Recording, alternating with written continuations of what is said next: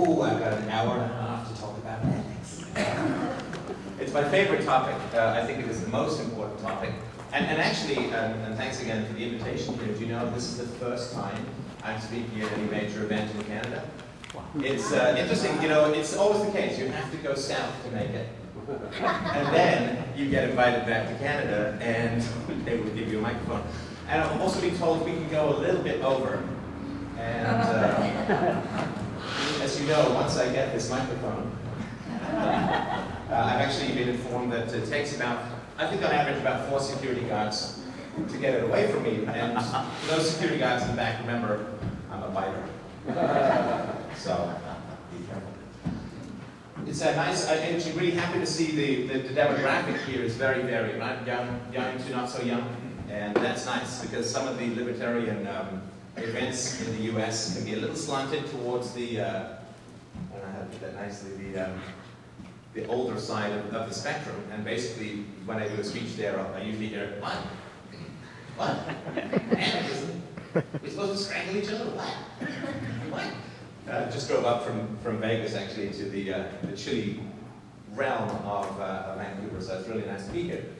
So, yeah, we're going to go a little bit over. Around 9:30, there's going to be a break, and you can all flee if you like. I'll stay. If anybody has any Q&As, we'll set the mic up there.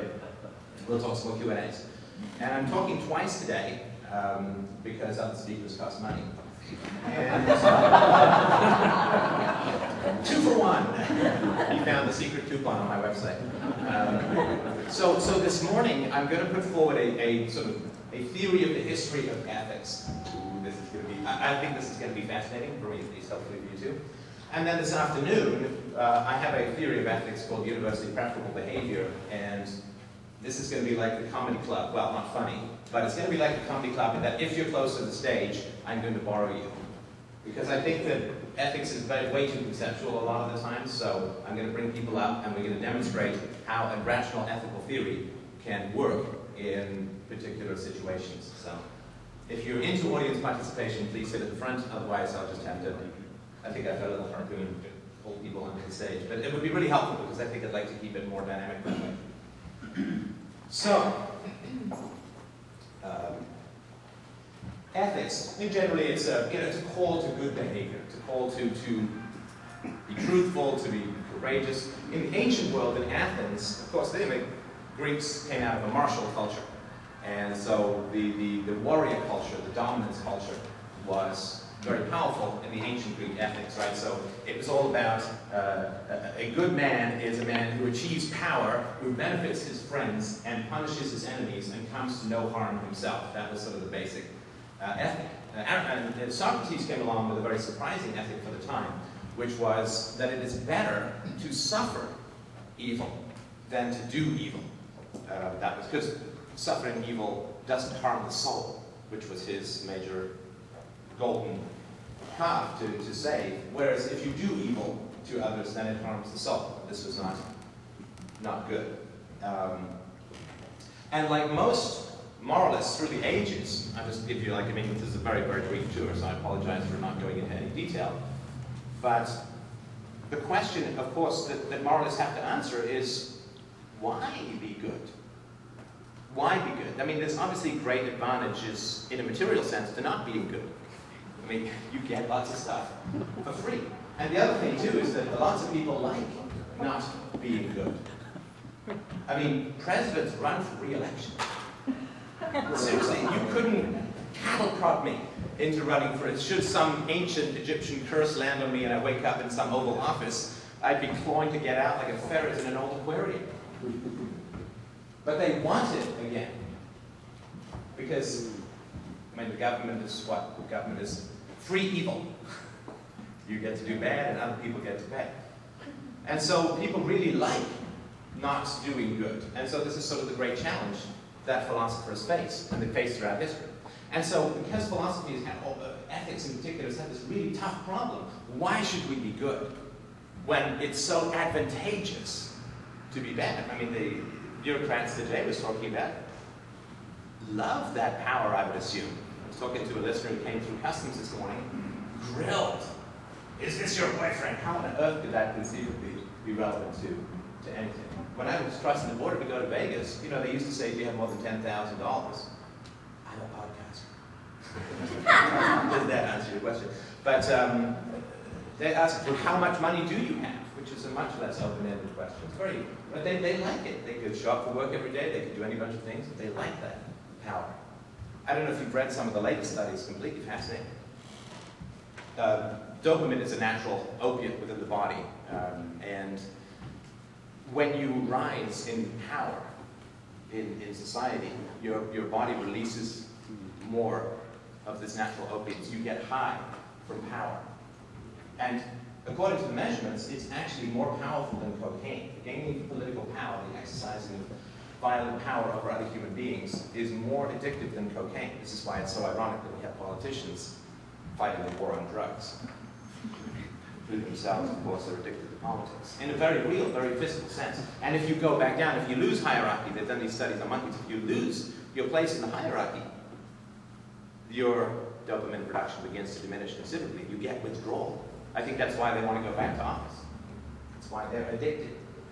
So this is a big problem. I mean, when the body says it feels really good to do bad, it's a little tough to say you'll be happy if you do good, because your body is saying otherwise. And of course, in the ancient world, they didn't have all of this knowledge. I mean, all this science and all that, which is why it's tough to analyze the ethics of the ancient world in the same way that we would now, because they just didn't have the science. Aristotle promised eudaimonia, which was the general sense of well-being that comes from living a good life. Of course, Epicurean, you know, everyone assumes that just means eating a big meal. But Epicurus was saying, well, pleasure doesn't result from virtue. Pleasure is the purpose of virtue. Happiness, freedom, peace of mind, and so on. That's the purpose of it. Of course, philosophy took a bit of a hiatus during the Dark Ages, and Thomas Aquinas tried to synthesize biblical and Aristotelian philosophies, and he started to bring in the nature of man argument, which objectivists, of which I've been for many years, are very familiar, which is it is the nature of man to require X, and therefore it is good to do X, right? The nature of man is rational, so to be rational is that which is good for man, and so on. And so he tried to make the nature of man argument. So he said, well, human beings need life, and therefore to take away life from a human being is evil, and so on, because that's what we need to live. That didn't take either. Again, you know, the problem of ethics was, ethical arguments were not solving the problems of evil throughout human history. It's why you keep seeing it mutate, you know, like the Terminator at the end of Terminator 2. Anybody? I think that's right in the middle of the demographic here, so if you don't know. You know, he switches into all these different characters, but there's always this change that they try and keep solving the same problem. Because then you got, after Aquinas, you got a lot of universals. People started really going into universals, which I mean, I think is great. I think it's kind of the key, which we'll talk about this afternoon.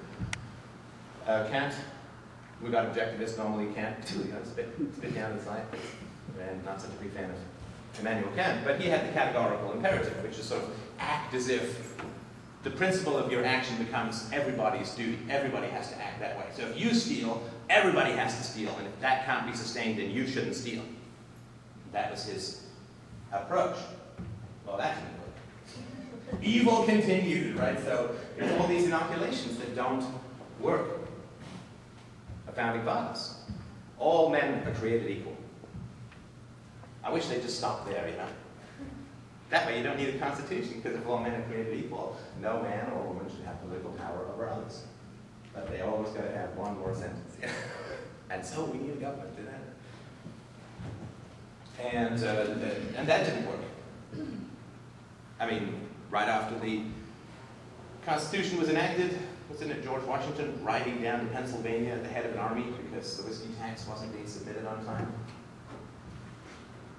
Slavery, no rights for women, few if any rights for children, didn't work too well. Worked for a few, as ethics always tends to go. I'll make the case for that this morning as to why. So then we tried utilitarianism. So John Stuart Mill, Jeremy Bentham, Spock, remember? The needs of the many outweigh the needs of the few, or the one. Where's the demographic here? Oh, they have few people. Okay. So this is the idea that it's the, you know, something is good if it provides the greatest good for the greatest number. And then we had the 20th century. Still not working very well, is it? Still not working. See, this is important. So I'm going to make the case.